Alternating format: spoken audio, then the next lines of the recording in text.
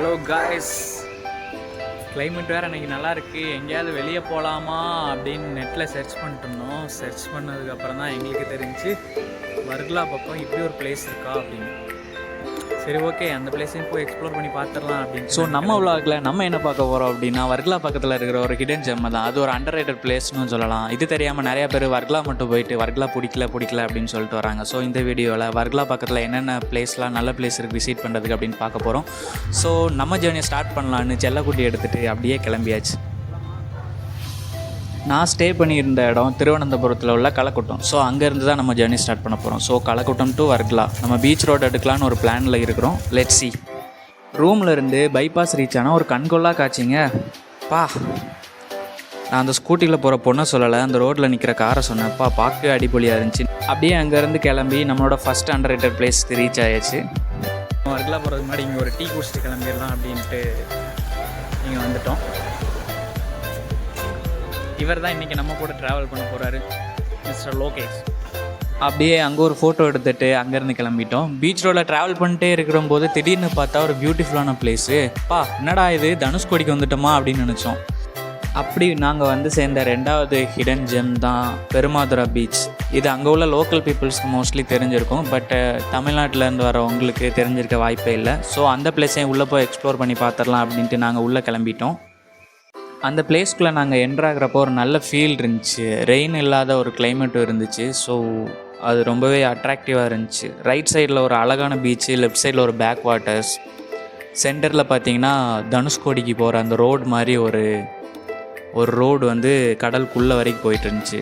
அதெல்லாம் பார்க்குறதுக்கே ரொம்பவே ஒரு சீனிக்கான ஒரு வியூவாக இருந்துச்சு. இந்த சிச்சுவேஷனுக்கு ஒரு பிஜிஎம் போட்டால் செமையாக இருக்கும்னு தோணுச்சு.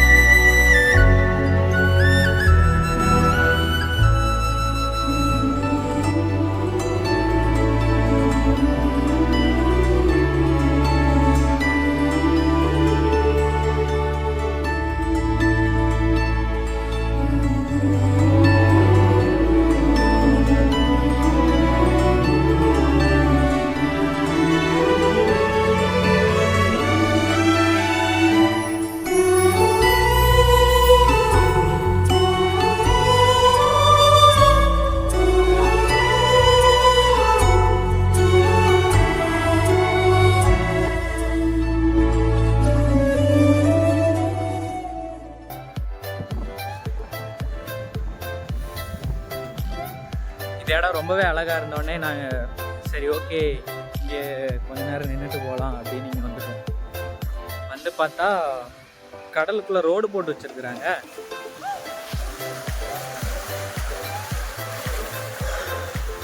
எப்படி இருக்குன்னு பாருங்கள்.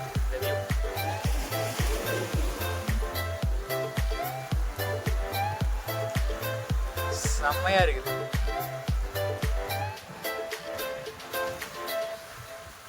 ஆக்சுவலி நீங்கள் வந்துட்டு இந்த கடல் அலைய அரிப்பை தடுக்கிறதுக்காண்டி உள்ள அந்த பிளாக்ஸாக போட்டு வச்சுருக்காங்க.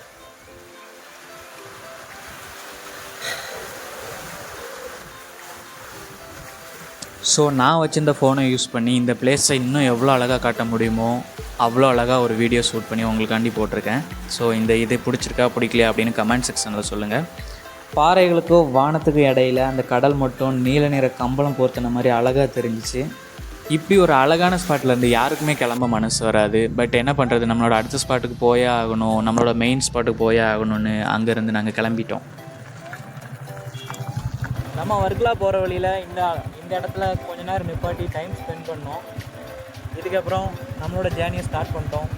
போகிறோம், வர்கலா பக்கத்தில் உள்ள அந்த ஹிடன் ஸ்பாட்டை எக்ஸ்ப்ளோர் பண்ணுறோம்.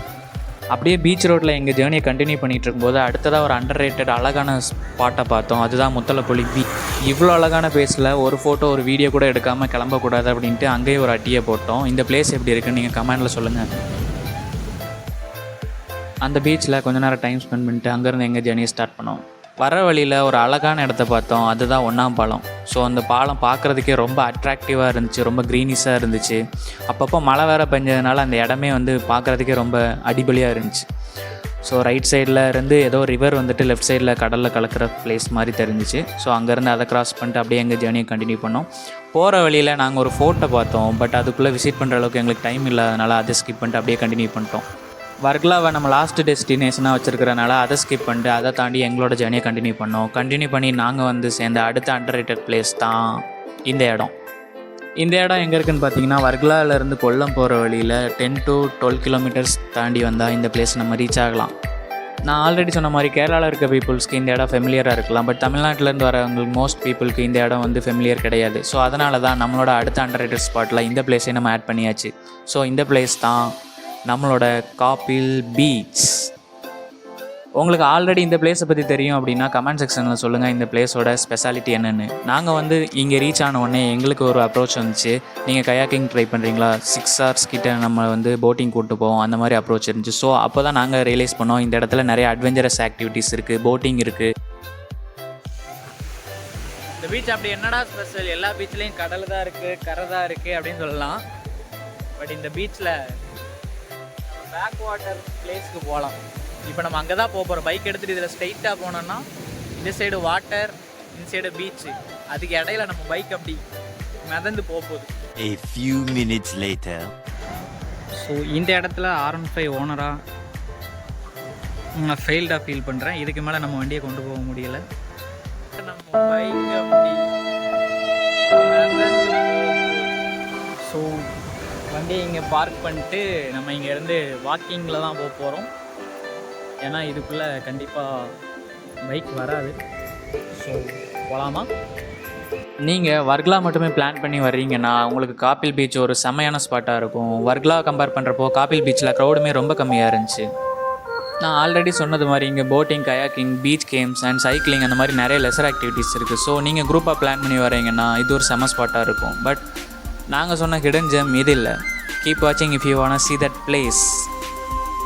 ஸோ இந்த ஸ்பாட்டையும் என்னோடய மொபைலில் எவ்வளோ அழகாக காட்ட முடியுமோ அவ்வளோ அழகாக ஒரு வீடியோ ஷூட் பண்ணி உங்களுக்காண்டி அட்டாச் பண்ணியிருக்கேன். இந்த வீடியோ பிடிச்சிருந்துச்சுன்னா கமெண்ட் செக்ஷனில் சொல்லுங்கள். இதில் ஏதாவது சஜஷன் இருந்தாலுமே அதையும் கமெண்ட் செக்ஷனில் சொல்லுங்கள். கொஞ்ச நேரம் அப்படியே காப்பில் பீச்சில் இருந்துட்டு அந்த காப்பில் பீச்சோட அழகை ரசிச்சுட்டு அங்கேருந்து கிளம்பலாமா வேணாமான்னு ஒரு தயக்கத்துலேயே அங்கேருந்து கிளம்பலான்னு டிசைட் பண்ணோம்.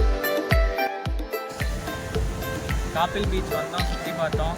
இதுக்கு மேலே பைக் முடியாது, நீங்கள் பண்ணிட்டு சுற்றி பார்த்துட்டு வந்தோம். இப்போ நம்ம நெக்ஸ்ட் பிளேஸை கிளம்பிட்டோம். அதுதான் அந்த அண்டர்ரேட்டட் ஹிடன் ஜெம்.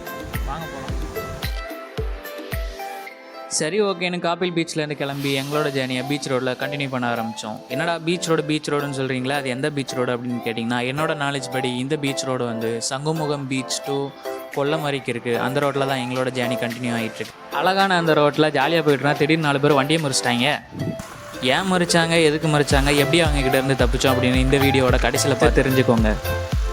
ஆல்மோஸ்ட் உங்களுக்கு ஒரு அசம்ஷன் வந்திருக்கும் நம்ம இப்போ எந்த பிளேஸ்க்கு ரீச் ஆக போகிறோம் அப்படின்னு. இதுதான் நான் பறஞ்ச ஹிடன் ஸ்பாட். ஸோ இந்த இடம் காப்பில் பீச்லேருந்து ஒரு 5 to 6 கிலோமீட்டர் டிஸ்டன்ஸில் இருக்குது. ஸோ வாங்க பார்க்கலாம் இது என்ன பிளேஸ் அப்படின்னு. ஸோ அந்த பிளேஸ்க்குள்ளே என்ட்ராகிறப்பவே வந்துட்டு ஆல்ரெடி நான் சொன்ன மாதிரி ஒரு அருமையான ஒரு பேக் வாட்டர் இருந்துச்சு. இதை பார்க்குறப்போ நம்ம என்னடா ஆலப்பைக்கு வந்துட்டோமா அப்படிங்கிற மாதிரி ஒரு ஃபீலாக இருந்துச்சு.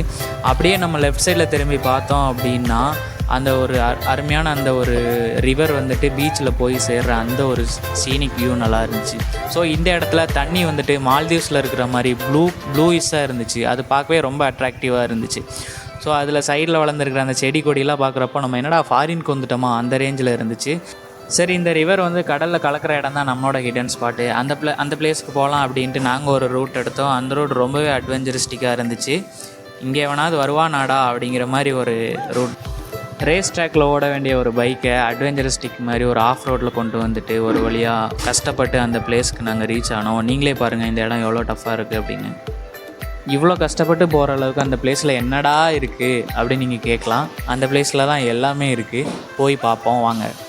நீங்கள் காரில் இந்த பிளேஸை விசிட் பண்ணணும் அப்படின்னு நினச்சிங்கன்னா இதுக்கு ஆப்போசிட்டில் ஒரு பீச் இருக்குது. ஸோ நீங்கள் அந்த ரோட்டை எடுத்திங்கன்னா கார் வந்து பீச்சோட எண்ட் லெவலுக்கு வரும். நாங்கள் வந்துட்டு அதுக்கு ஆப்போசிட் சைட்லேருந்து வியூவை கவர் பண்ணணும் அப்படிங்கிறதுக்காண்டி நாங்கள் வந்துட்டு ஆப்போசிட் சைடில் என்ட்ரு ஆகிட்டு இருந்தோம். ஸோ அதனால் அதில் பைக் ரூட் மட்டும் தான் இருந்துச்சு. ஸோ இவ்வளோ கஷ்டப்பட்டு இவ்வளோ ரிஸ்க் எடுத்து விசிட் பண்ணதுக்கு இந்த அண்டர்ரேட்டட் பிளேஸ் ஒர்த்தா இல்லையா அப்படின்னு கமெண்ட் செக்ஷனில் சொல்லுங்கள்.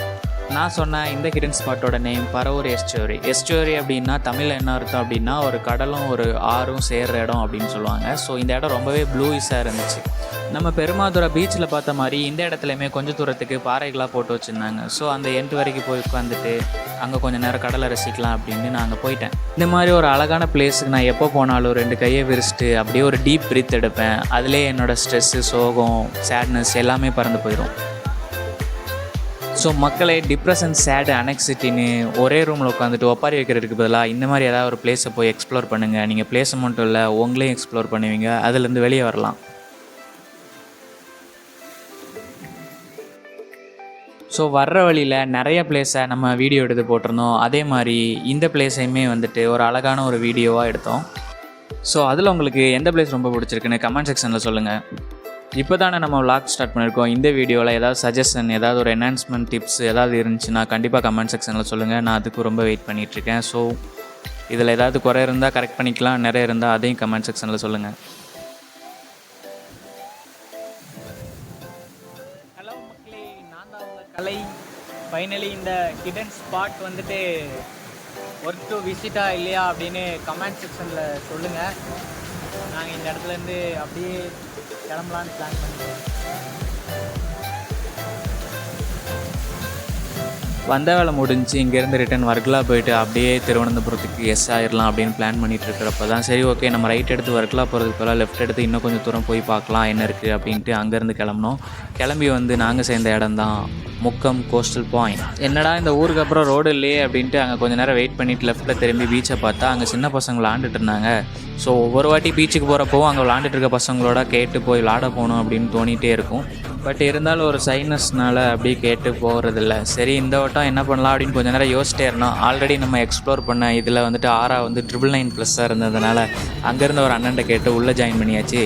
உள்ளே ஜாயின் பண்ணுற வரைக்கும் நான் கரெக்டாக இருக்கேன்னு யோசிச்சுட்டு இருந்தேன். ஜாயின் பண்ணி அவனுங்களோட சேர்ந்து 2 ரவுண்டு ஓடினதுக்கப்புறம் தான் தெரிஞ்சிச்சு நான் எவ்வளோ அன்ஃபிட்டாக இருக்கேன் அப்படின்னு. எனிவே இந்த கேம் நம்மளோட ட்ரிப்போட ஒரு ஹைலைட்டாக எனக்கு ஃபீல் ஆச்சு. சரி நான் அங்கேருந்து விளாண்டு முடிச்சுட்டு நம்மளோட ரிட்டன் ஜேர்னி வர்க்கலாவை பார்த்து கிளம்புனா ட்ரெயின் கிராஸ் ஆச்சு. அப்போ தான் எனக்கு ஒரு ஞாபகம் வந்துச்சு, நம்மளோட கடைசி கொடைக்கானல் vlogs நீங்கள் பார்த்தீங்கன்னா அதுலேயுமே கூட இந்த மாதிரி ஒரு ட்ரெயின் கிராஸ் ஆகும். ஸோ நம்மளோட ஒவ்வொரு ட்ரிப்லையும் இந்த ட்ரெயின் ஏதாவது ஒரு பிளேஸில் வந்துட்டு நம்மளை வந்துட்டு அப்ரோச் பண்ணிகிட்டே இருக்குது. லாஸ்ட் பட் நாட் லீஸ்ட் உங்கள் எல்லாருக்கும் தெரிஞ்ச வர்க்கலா கிளிஃபுக்கு நம்ம வந்து சேர்ந்தோம். ஸோ அது நைட் ஆகாததுனால அந்த பொன்னிற மாலை வந்து ரொம்ப அழகாக தெரிஞ்சிச்சு. ஸோ மேலே இருந்துட்டு கொஞ்சம் நேரம் ஃபோட்டோஸ் வீடியோஸ் எடுத்துகிட்டு அப்படியே நாங்கள் பீச்சுக்கு வந்துட்டோம். ஃபைனலி இது எந்த பிளேஸ்னு உங்களுக்கே தெரியும், வர்க்கலா வந்தாச்சு. ஈவினிங்கில் செம்மையாக இருக்குது.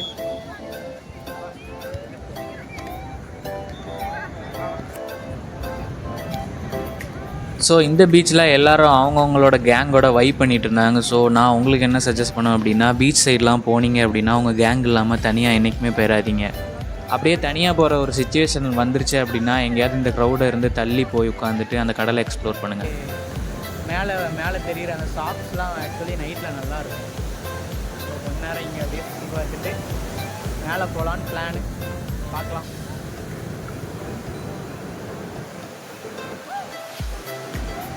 ஸோ ஃபைனலி வீடியோவோட எண்டுக்கு நம்ம வந்தாச்சு. டைட்டில் கார்டு போடுற நேரம் வந்தாச்சு. என்னடா கொடைக்கானல் vlogsல மிட்லேயே டைட்டில் கார்டு போட்டால் இதில் லாஸ்ட்டில் போடுற அப்படின்னா, எங்கே போடுறோங்கிறது முக்கியம் இல்லை, எப்போ போடுறோங்கிறதான் முக்கியம்.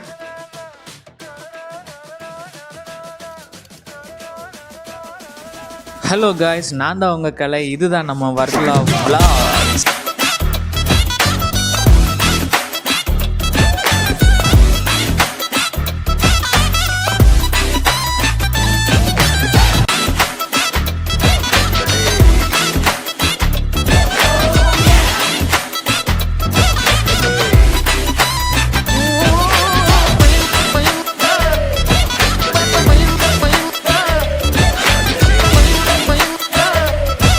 அந்த பீச்சில் எனக்கு ரொம்ப அழகாக தெரிஞ்சது இந்த கலராக லைட் வச்சுட்டு சுற்றிட்டு இருந்த இந்த சின்ன பசங்க தான். என்ன தான் அவங்க அழகாக தெரிஞ்சாலும் அவங்களோட லைஃப் அந்தளவுக்கு அழகாக இல்லைன்னு என்னோட கருத்து.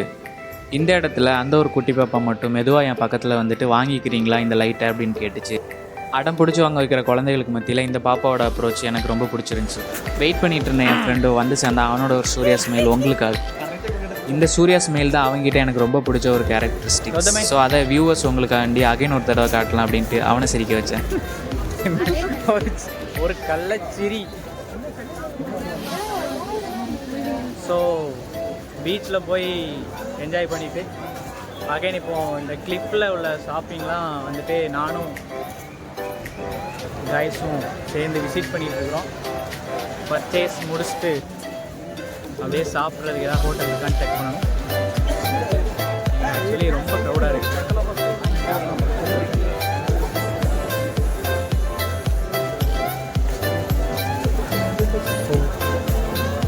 அவுட் சைடில் போய் ஒரு ஹோட்டலில் சாப்பிட்டுட்டு எங்கள் ஜேர்னியை ட்ரிவாண்ட்ரமில் முடிச்சுக்கிட்டோம். ஸோ இந்த லாக் உங்களுக்கு பிடிச்சிருந்துச்சுன்னா லைக் பண்ணுங்கள், ஷேர் பண்ணுங்கள், சப்ஸ்கிரைப் பண்ணுங்கள்.